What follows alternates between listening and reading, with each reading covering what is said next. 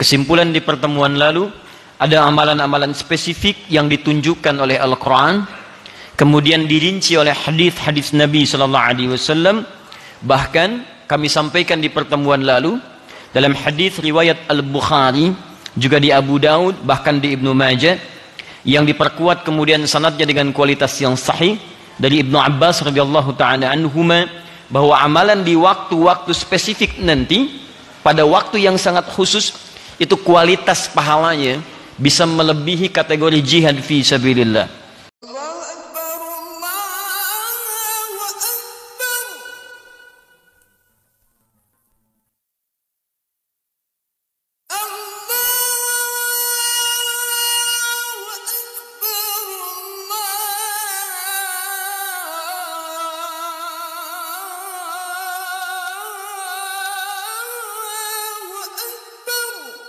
Saudara-saudariku dan pemirsa Akhir TV dimanapun anda berada, alhamdulillah Allah masih memperkenankan kita untuk hidup sampai dengan maghrib kali ini, juga masih diberi kesempatan untuk beraktivitas.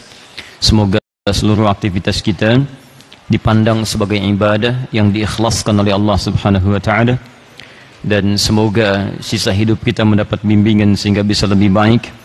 Dan bila pun kita menghadap kepada Allah, semoga diwafatkan dalam keadaan husnul khatimah insyaallah. Kita seperti disampaikan tengah memasuki bulan-bulan persiapan haji, dan sekarang masih dalam bulan Dzulqa'dah, bukan Dzulqa'dah atau Dzulqa'dah, tapi Qa'dah. Ingat saya pernah katakan kalau Qa'dah itu ismul murrah, ya, kalimat yang menunjukkan sesuatu yang berlangsung sekali dengan cepat. Ya, kalau saya katakan qa'ada yaq'udu qa'datan, artinya duduk dengan singkat cepat. Jadi duduk berdiri lagi, atau duduk lagi berdiri lagi. Seperti sering antum lihat saya kadang menulis, kadang duduk bangkit lagi, itu qa'dah namanya. Tapi kalau qi'dah itu ismul hay'ah, menunjuk kepada sesuatu yang berlangsung dengan santai, nyaman. Bulan ini disebut dengan Dzulqa'dah, bulan duduk-duduk santai, karena umumnya orang-orang Arab menunggu orang-orang yang biasa dikunjungi pada bulan-bulan biasa mereka berniaga, datanglah kemudian berpusat ke wilayah Hijaz, khususnya sekitaran Mekah. Ada yang berhaji, ada yang berniaga, kumpul di situ. Karena itu disebut dengan bulan Dzulqa'dah. Bagi umat Islam, baik yang berhaji ataupun yang merencanakan untuk haji dan belum berada di tanah suci, maka kemudian ada tuntunan-tuntunan syariat khusus di bulan-bulan ini, yang sebagian besar tuntunan ini telah kita bahas sampai pertemuan yang lalu. Dan seperti kami sampaikan janji kami di pertemuan lalu, kita akan coba petakan petunjuk-petunjuk Al-Quran dan sunnah Rasulullah SAW, baik bagi yang akan berangkat menunaikan haji, dan sudah diketahui pemberangkatannya di tahun yang dimaksudkan, kami sudah tuntaskan sampai ke fase manasik. Kemudian orang yang memang tidak berangkat di tahun itu, merencanakan di waktu-waktu mendatang. Kesimpulan di pertemuan lalu, ada amalan-amalan spesifik yang ditunjukkan oleh Al-Quran, kemudian dirinci oleh hadis-hadis Nabi SAW. Bahkan kami sampaikan di pertemuan lalu dalam hadis riwayat Al-Bukhari, juga di Abu Daud, bahkan di Ibnu Majah, yang diperkuat kemudian sanadnya dengan kualitas yang sahih dari Ibnu Abbas radhiyallahu taala anhuma, bahwa amalan di waktu-waktu spesifik nanti, pada waktu yang sangat khusus, itu kualitas pahalanya bisa melebihi kategori jihad fi sabilillah. Jadi kalau antum mengerjakan amalan apapun di waktu itu, maka statusnya akan naik, tidak seperti biasanya. Kalau anda kerjakan misalnya bacaan Al-Quran, maka nilainya bukan sekedar satu hurufnya 10 kebaikan, tapi dia akan berada di atas jihad fi sabilillah. Kalau anda tunaikan salat, bukan sekedar melahirkan pahala 10 setiap kali amal baiknya. Man jaa bil hasanati falahu asyru amthaliha. Siapa yang mengerjakan satu kebaikan, maka dia dapat 10 kali lipat dari yang semisalnya. Maka di waktu-waktu ini spesial, naik dia, maka nilainya itu bisa melebihi jihad fi sabilillah. Kecuali orang yang berjuang dengan jiwanya, kemudian hartanya, dan dia wafat dalam keadaan perjuangan itu, baik di majelis ilmu, atau sedang sedekah, ataupun yang lainnya, maka itu puncak tertingginya.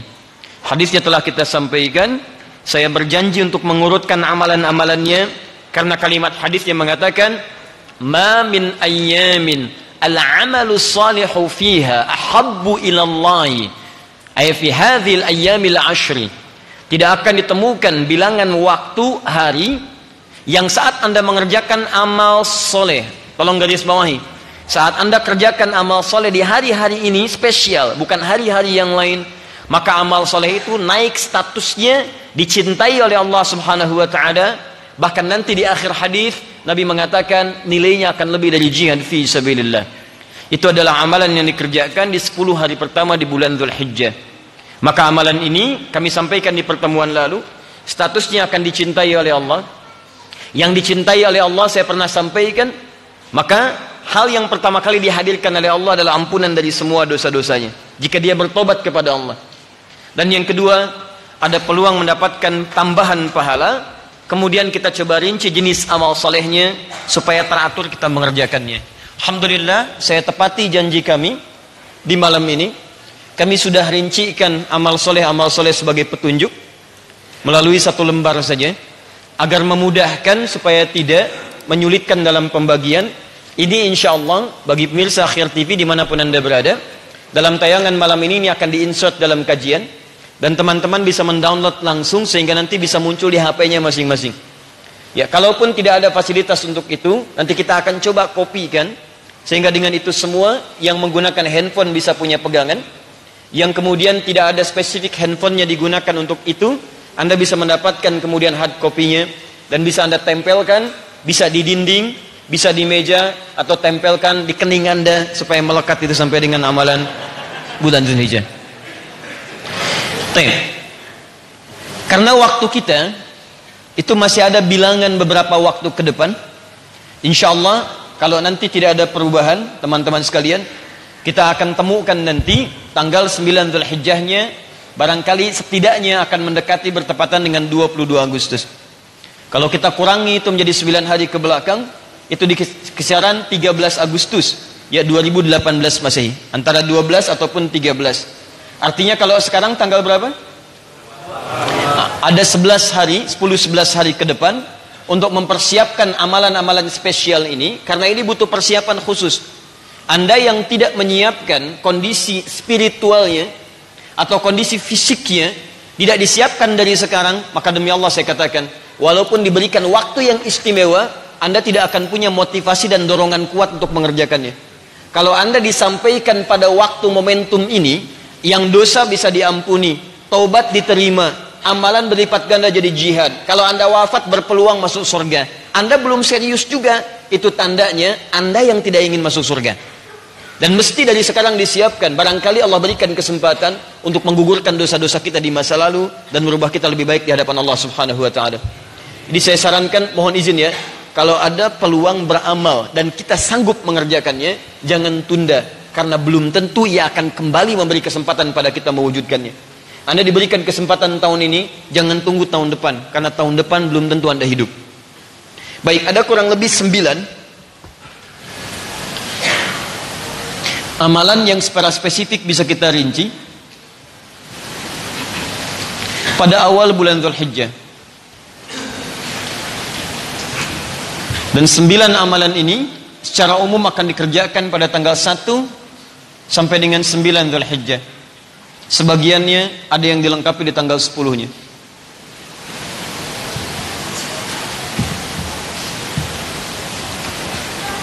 Nanti teman-teman tidak usah khawatir, insya Allah nanti ini sudah diinsert di Akhir TV dengan beberapa medianya, nanti tinggal di download saja dan tidak akan kesulitan. Yang malam ini bisa Anda tuliskan, atau nanti yang kesulitan kami berikan kemudian kopinya, dan Anda bisa kopikan senikmat yang bisa Anda nikmati insya Allah.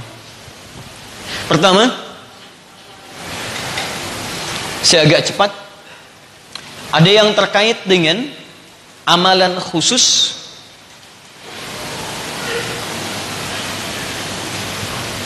Yang kedua, ada yang terkait dengan amalan umum. Secara garis besar di pertemuan pekan lalu sudah kami sampaikan beberapa bagian ini.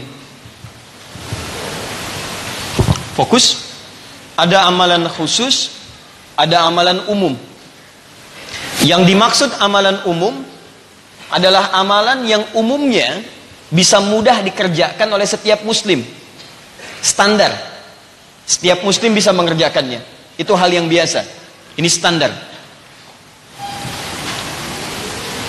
Adapun yang khusus, ini hanya akan dikerjakan oleh orang-orang yang memang cenderung ingin naik derajatnya di hadapan Allah Subhanahu wa taala.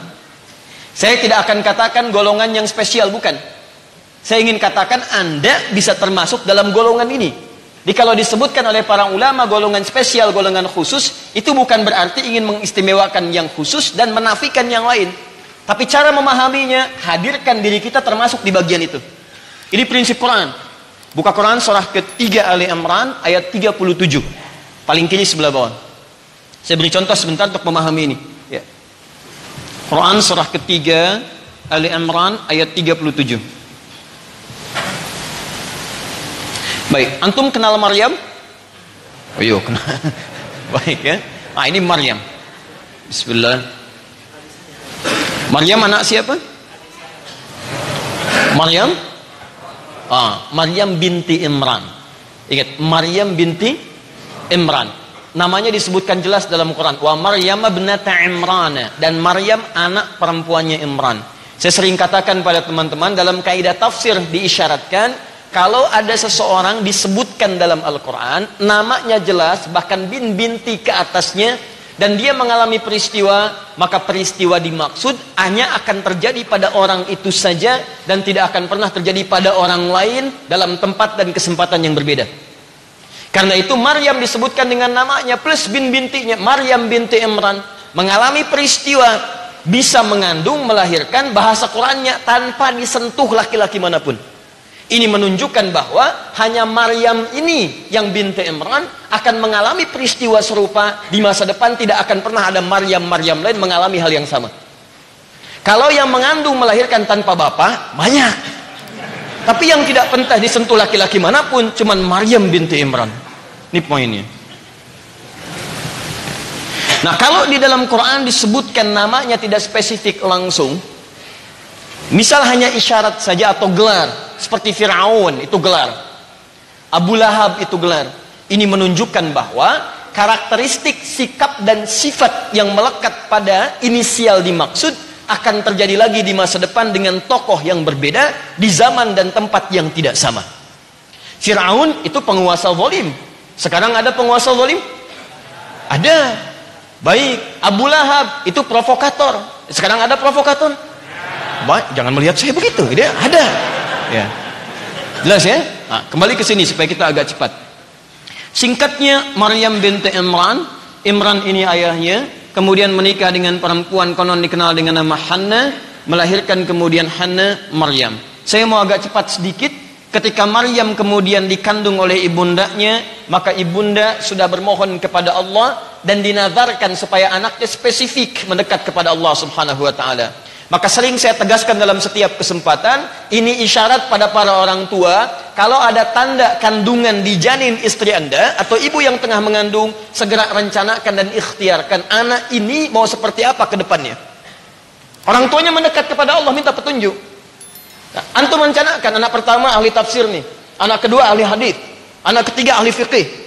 Nanti ke depan kalau saya punya masalah Quran, saya tanya anak pertama, akhi, anakku, Bunaya, masya Allah, anakku namanya akhi, betul, disingkat Adi Hidayat, disingkat akhi, dia akhi sini, gitu kan? Datang dia, apa ayatnya ini Buya, masya Allah, adek, apa hadisnya? Ini, ya, bungsu, apa fikihnya? Ini, masya Allah, tentram kehidupan rumah, majlis taklim kosong, ya, baik, nah ini poinnya. Nah, Maryam dinazarkan oleh ibundanya, kemudian oleh ayahandanya kompak. Di antara anaknya mesti ada yang dekat dengan Allah Subhanahu wa taala. Saya tanya anak antum, Allah berikan anak yang pertama sebagai amanah, dekat dengan dunia. Anak kedua ngejar dunia juga. Anak ketiga ngejar dunia juga. Kalau sudah 5 orang anak nggak ada yang dekat dengan Allah, antum mau diberi anak berapa lagi? Cobalah bertakwa kepada Allah Subhanahu wa taala, rencanakan setiap anak Anda dimanapun dia belajar, jadikan ilmunya untuk mendekati Allah Subhanahu wa taala. Kalau itu yang dilakukan, cari guru yang baik seperti Maryam kemudian diasuh oleh Zakaria alaihissalam. Kemudian siapkan tempat yang baik dalam pendidikannya sesuai dengan visi yang disiapkan, seperti orang tuanya membuatkan mihrab. Ini poinnya. Tempat khusus untuk mendekat kepada Allah. Tidak harus berada di masjid. Mihrab itu salah satu di antara 3 tempat istimewa yang disebutkan dalam Al-Quran. Di antara fungsinya mihrab, mempercepat terkabulnya doa plus mendatangkan rizki dari sisi yang tidak diduga. Itu rahasia besar. Nanti ada 3 tempat dalam Al-Quran. Nanti ada masjid, ya disebutkan pertama di Quran surah kedua ayat 114. Nanti ada musalla, disebutkan pertama di Quran surah kedua ayat 125. Kemudian yang ketiga ada mihrab. Ini yang pertama disebutkan di Quran surah ketiga Ali Imran ayat ke-37. Saya tidak mau berbincang tentang ini. Yang saya ingin bincangkan adalah, perhatikan kalimatnya. Setiap Nabi Zakaria mengantarkan kebutuhan Maryam yang sedang ibadah di mihrab, mendekat kepada Allah. Tiba-tiba apa yang terjadi?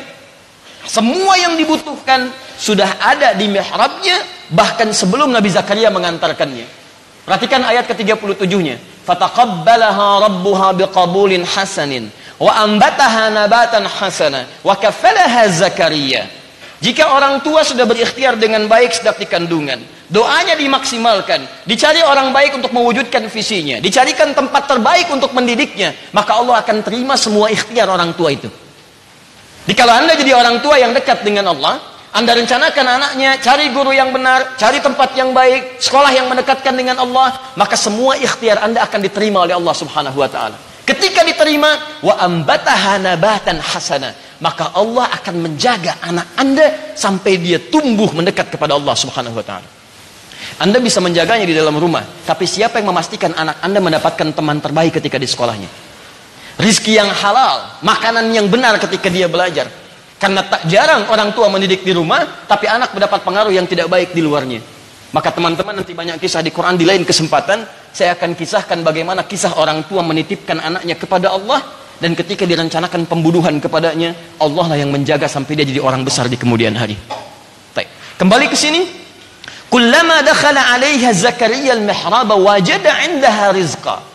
Setiap Nabi Zakaria akan mengirimkan kebutuhan Maryam di mihrabnya, sudah ada di dalamnya rizki. Rizqa, makanan itu rizki. Masya Allah. Pakaian itu rizki. Mau ngantar makanan, makanan sudah ada di dalamnya. Kalau musim jeruk ada jeruk, itu biasa. Bukan musim jeruk ada jeruk, itu yang tidak wajar. Masuk ada.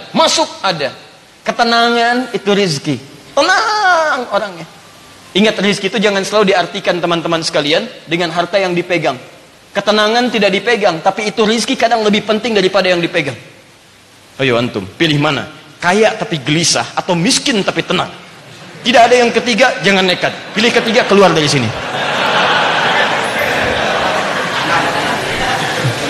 Kaya tapi gelisah, atau miskin tapi tenang?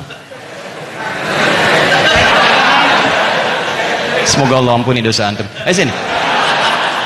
Dan saya juga. Fokus. Keturunan itu rizki. Awas, keturunan itu rizki.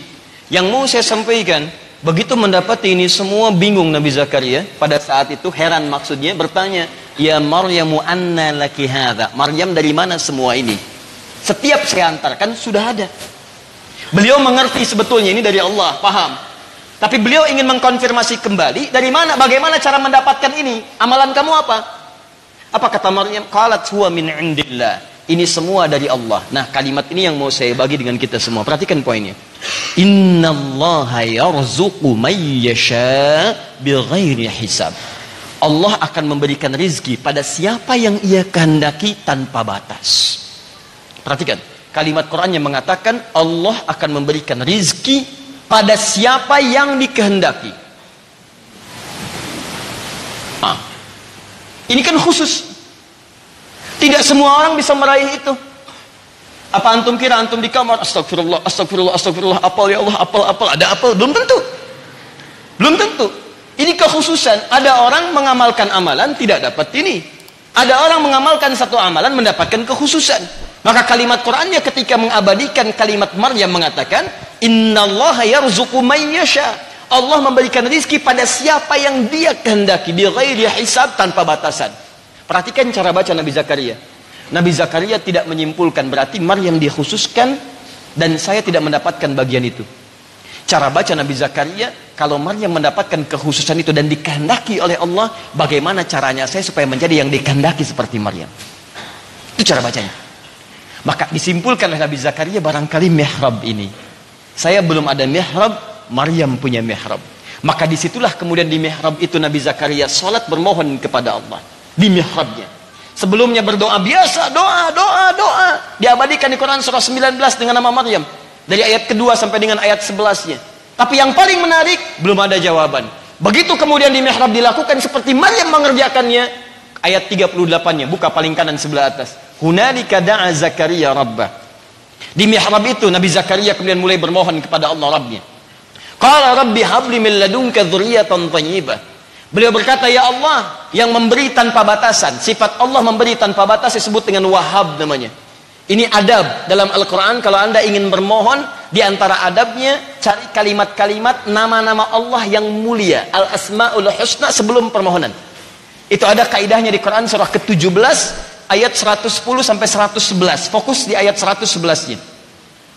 Ya, Qulid'ullaha awid'ur rahman. Jika anda punya masalah, persoalan, jangan mengeluh, kata Quran.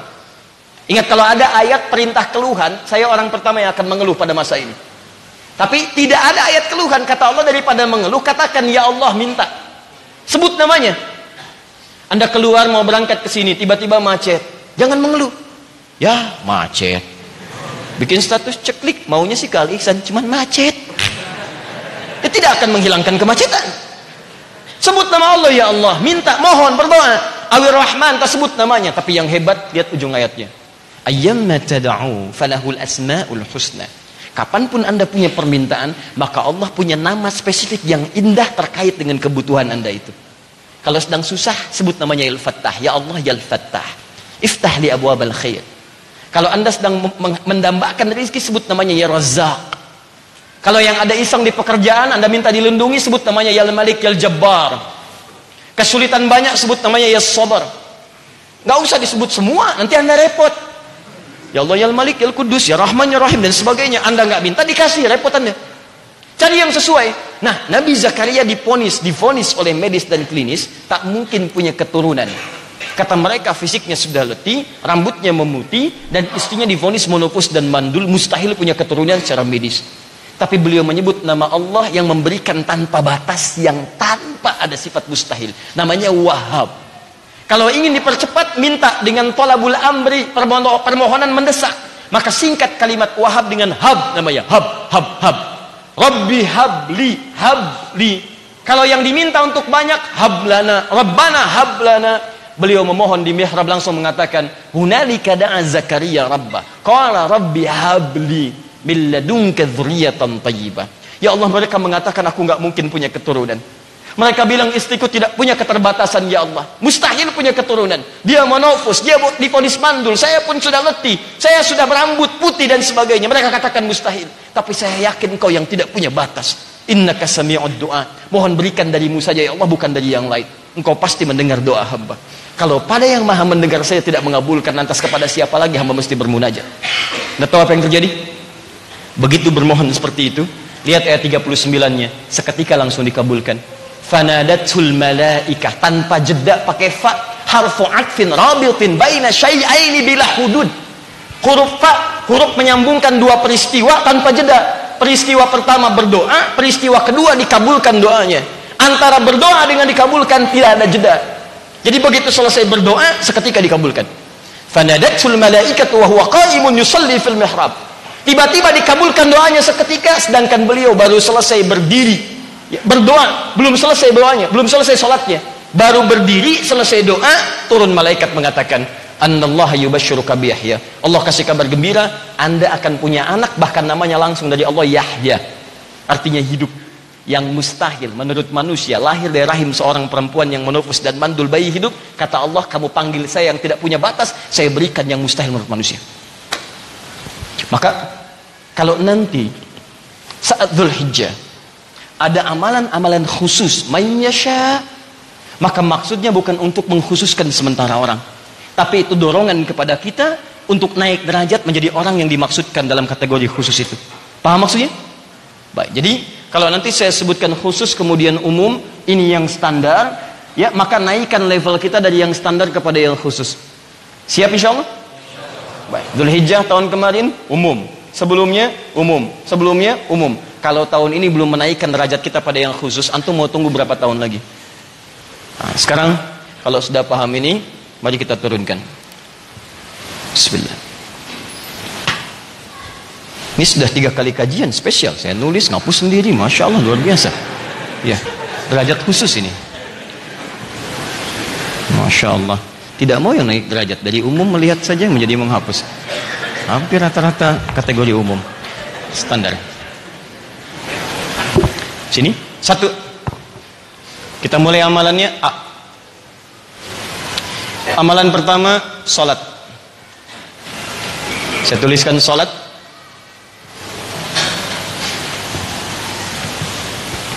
Dibagi 2. Fokus. Ada yang standar, ada yang khusus. Kalau antum ambil yang standar, ambil 40 rakaat. Seperti saya sampaikan pertemuan lalu. Ini umum, standar. 40 rakaat. Turunannya, detailnya, nanti sudah dirinci di sini. Detailnya 17 rakaat yang salat wajib, fardu, dari subuh sampai isya. 12 rakaatnya rawatib, dan 11 rakaatnya ini yang standar salat tahajud atau salat qiyamul lail malam. Ini standar. Awas, saya sebut standar untuk amalan-amalan di bulan Dzulhijjah. Hati-hati ya. Jadi kalau antum misalnya bulan Dzulhijjah, alhamdulillah sudah bisa tahajud malam ini, standar. Paham ya? Baik. Jadi kalau rawatib 12 rakaat, 2 rakaat sebelum subuh, 4 sebelum zuhur, 2 setelah zuhur, jadi 6. Kemudian 8, 2 setelah maghrib, 10, dan 2 setelah isya. Jadi kalau antum ketinggalan 2 sebelum misalnya subuh, maka antum mendapatkan 10. Baik. Karena itu 40 dikurangi 2 berapa? 38. Berarti hari itu antum sedang di bawah standar. Ya. Itu ban ke bawah lah, di bawah standar. Ini ya. Jaga ini, jaga, biasakan. Kalau antum sudah biasakan hari pertama, hari kedua, hari ketiga, nanti kalau ingin lebih detail lagi, turunkan ini sebagai amalan khusus spesifik. Misal, nanti 1 sampai tanggal 9 turunkan tanggalnya. Tanggal 1, tanggal 2, tanggal 3 sampai dengan tanggal 9 Dzulhijjah. Di sini sama dengan berapa Agustus? Hari pertama salat, tuliskan di sini. Ya, fardunya sampaikan. Kalau fardu ini otomatis dikerjakan. Baik. Kemudian rawatibnya ini, kemudian tahajudnya ini. Kalau di malam yang pertama antum ketinggalan tahajud misalnya, kalau dikerjakan checklist begini. Kalau tidak dikerjakan tanda tanya seperti ini, tulis yang besar. Tuliskan sampingnya lagi, sampingnya. Kamu masih merasa berkurang dosa? Menurut kamu sedikit dosa? Duhai kamu yang ingin masuk surga Firdaus? Nah, tuliskan. Paham ya? Hei jiwa yang sudah merasa hebat, tuliskan di sini. Sampai berani meninggalkan tahajud, tuliskan. Utsman kayanya sampai sekarang masih ada, dia tahajud. Kamu nggak sekaya Utsman, aset nggak ada, nggak tahajud. Kamu siapa? Gitu. Tulisin lagi. Paham ya? Baik. Teruskan sini. Amalan khusus, tambahkan di luar yang 40 ini. Yang mutlak, syuruk. Ingat cara berpikirnya begini. Cara berpikirnya adalah setiap amal yang dikerjakan statusnya naik, bukan pahala biasa. Levelnya naik, dicintai oleh Allah, dan pahalanya bisa setaraf atau bahkan lebih dari jihad fisabilillah. Syuruk itu kalau dikerjakan, pahalanya bisa senilai haji dan umrah. Sempurna. Tapi kalau antum kerjakan di hari-hari ini, naik status di atas jihad fisabilillah. Jadi kalau antum kehilangan 1 syuruk awal duha, 1 hari saja, antum kehilangan pahala senilai jihad fisabilillah. Dan harus tunggu tahun depan lagi. Paham ya? Duha, syuruk itu awal duha. Pertengahan duha, akhir duha, silahkan. Syuruk 2 rakaat. Ya, jangan terlampau soleh. Cukup 2. Tapi syaratnya tunggu setelah subuh berjamaah. Ya. Man salal ghadata fil jama'ati, siapa yang menunaikan salat subuh dalam berjamaah, wa fi riwayatin fil masjid, salatnya ditunaikan di masjid, thumma yaqudu yadhkurullaha, kemudian tidak langsung pulang, duduk dulu, zikir kepada Allah. Zikir itu banyak. Ya, maaf, baca Quran itu zikir. Quran disebut dengan zikir. Quran surah 15 ayat 9. Inna nahnu nazzalna dzikra wa inna lahu lahafizun. Kami yang telah turunkan Al-Quran sebagai zikir. Ba'da subuh ambil mushaf, baca Quran, zikir. Bisa kalimat thayyibah, subhanallah, alhamdulillah, Allahu akbar, itu zikir. Dalilnya Quran surah keempat An-Nisa ayat 103, paling kanan pertengahan. Ya, fa idza qadaytumus salata fadhkurullaha. Kalau Anda selesai menunaikan salat, segera berzikir kepada Allah. Ya, bisa lagi menghafal Quran. Kalau mushaf tidak ada, hafalan keluarkan, boleh. Dalilnya Quran surah ke-54 ayat 17, ayat 22, ayat 32, ayat ke-40. Walaqad yassarnal Qur'ana lidzikri fahal mim muddakir. Kami telah mudahkan Al-Quran sebagai zikir. Zikir di situ yang dimaksudkan hafalan. Jadi kalau ada orang menghafal Quran, dia sedang zikir. Boleh berdoa, doa itu zikir. Dalilnya Quran surah ke-7 Al-A'raf ayat 205. Ya, wad'u rabbaka tadarruan wa khifatan wadhkur bimakna wadhkur rabbaka fi nafsika tadarruan wa khifatan wa dunal jahri minal qaul. Ayo berzikir, doa, mohon kepada Rabbmu dengan penuh kekhusyuan dan penuh harap pada Allah Subhanahu wa taala. Doa itu bagian dari zikir. Atau minimal sebut nama Allah dengan kalimat-kalimat Asmaul Husna dengan kalimat yang banyak. Dalilnya Quran surah kedua Al-Baqarah ayat 152. Fadhkuruni adzkurkum. Engkau sebut saya pun menyebut engkau. Zikir.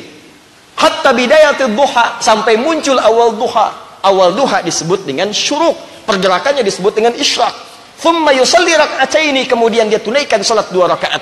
Fakana alaihi ka ajri hajjin wa umratin, maka dia mendapatkan pahala senilai haji dan umrah. Sempurna. Hadisnya sahih, diriwayatkan oleh Imam At-Tirmidzi. Teman-teman, dikerjakan di waktu yang ini dapat tambahan pahala lebih dari jihad fi sabilillah. Pertengahan duha 4 rakaat. Boleh, silakan. 2 sampai 4. Ke akhir duha 4 sampai 8 boleh. Ada lagi salat mutlak yang lain, misal tadi sebelum subuh sudah. Setelah subuh tidak ada, rentangnya ke zuhur, itu tadi salat duha. Zuhur sebelum ada 4, setelah ada 2. Baik, asar ada qabliyah? Ada atau tidak? Yang bilang ada angkat tangan.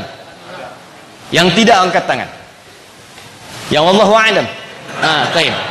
Ada dan tidak mesti bersandar pada dalil. Setiap ibadah mesti ada dalilnya. Ad-dinu huwad dalil. Dalilnya di hadis riwayat Abu Daud. Ya? Hadis riwayat Abu Daud dari Ibnu Umar radhiyallahu taala anhuma. Ibnu Umar. Beliau menyampaikan qala Rasulullah sallallahu alaihi wasallam. Perhatikan kalimatnya. Rahimallahu ra'an shalla qabla al-'ashri arba'an. Allah akan merahmati seorang hamba yang menunaikan salat sebelum asar 4 rakaat. Diboleh kalau antum ingin tunaikan 4 rakaat, silahkan, tidak ada masalah. Ya, tunaikan bisa 2 rakaat, bisa kemudian 4 rakaat sekaligus. Kalau diduga oleh orang lain tidak terbiasa 4 rakaat sekaligus, seperti qabliyah zuhur yang 4 rakaat, maka antum tunaikan 2 rakaat salam, 2 rakaat salam, supaya tidak diduga oleh orang awam sebagai zuhur yang diawalkan atau asar yang diawalkan. Siapa tuh udah sholat? Iya, orang baru, sesat kali ya. Sesat, masya Allah. Padahal antum sedang mengerjakan sunnah, dibilang sesat. Ya, baik. Ditanya, kenapa bapak sholat ini? Sunnah. Dari mana hadis Nabi? Jangan bawa-bawa Nabi. Ada itu. Ya, yang seperti itu 2 rakaat dulu. Paham? Tayyib. Kemudian maghrib. Ba'da maghrib ada. Sebelum maghrib? Ada atau tidak? Ada. Hadisnya masih dari Ibnu Umar radhiyallahu taala anhuma. Ya, kata Nabi, "Shallu qabla al-maghrib rak'ataini." Salatlah kalian sebelum maghrib 2 rakaat. Wala tattakhidhuha sunnatan. Cuma bedanya dalam hadis tentang salat sunnah qabliyah maghrib ini ada catatan di ujungnya, tapi jangan dibiasakan. Wala tattakhidhuha sunnatan, tapi jangan dibiasakan. Kata para ulama hadis, catatan ini memberikan kesan kepada kita bahwa 2 rakaat sebelum maghrib ini karena waktu maghrib sangat singkat, mepet ke isya. Ini yang dimaksudkan adalah kalau memang dalam jangka waktu menunggu iqamah itu ada kegiatan-kegiatan lain yang sekiranya dengan kegiatan itu menjadikan jeda maghrib semakin panjang. Misal, ada orang tawaf di Masjidil Haram. Ya, tawaf, adzan Allahu Akbar, siap-siap masih ada yang tawaf. Baik, menunggu ke arah iqamatnya, mereka mesti rapih dulu. Sambil menunggu itu, karena menunggu orang selesai kemudian dikondisikan, masanya masih cukup jauh, baca Quran sudah, berdoa sudah, daripada melakukan tindakan yang tidak penting, tidak banyak manfaat, lebih baik tunaikan sholat maghrib, qabliyah maghrib 2 rakaat. Paham? Ya, daripada mengerjakan yang tidak penting. Ceklik, dekat Ka'bah. Sedang menunggu maghrib di depan Ka'bah. Habis pahala. Jelas ya? Tapi kalau antum kembali ke tempat masing-masing, waktunya mepet, tidak ada kesibukan seperti yang tadi, tidak ada situasi sempat yang sama dengan yang tadi, maka disegerakan iqamat, lebih baik langsung tunaikan sholat maghribnya. Ini yang dimaksudkan. Jelas ya? Nah, ada misal kondisi yang mirip-mirip. Datang ke masjid, sudah tahiyatul masjid, adzan sendiri, selesai adzan sendiri, nunggu, belum datang juga. Ya? Kemudian antum baca Quran, belum datang juga. Kan? Zikir lagi belum datang juga, maka silahkan tunaikan 2 rakaat sambil menunggu makmum yang ada. Belum datang juga setelah 10 menit, tunggu sebentar, 15 menit, maka antum iqamat sendiri. Jadi imam sendiri plus makmum sendiri, kemudian pulang sendiri, dan Allah sedang menganugerahkan pahala yang banyak berlipat untuk antum, karena semua nilai-nilai sholat pada saat itu diberikan pahalanya untuk antum semuanya. Mulai pahala masuk masjid, buka masjid, nyalain lampu, adzan, segalanya. Jadi antum borong seluruhnya, ya, pahala adzan, pahala qomat, pahala macam-macam, dan Allah ingin menganugerahkan pada antum hal yang sangat luar biasa. Besok-besok maghribnya adzan jam 5. Datang orang banyak dan katakan kepada antum, gila kamu, belum maghrib sudah adzan. Katakan pada dia, kamu yang gila, kemarin saya maghrib nggak datang, sekarang saya adzan jam 5 pada datang.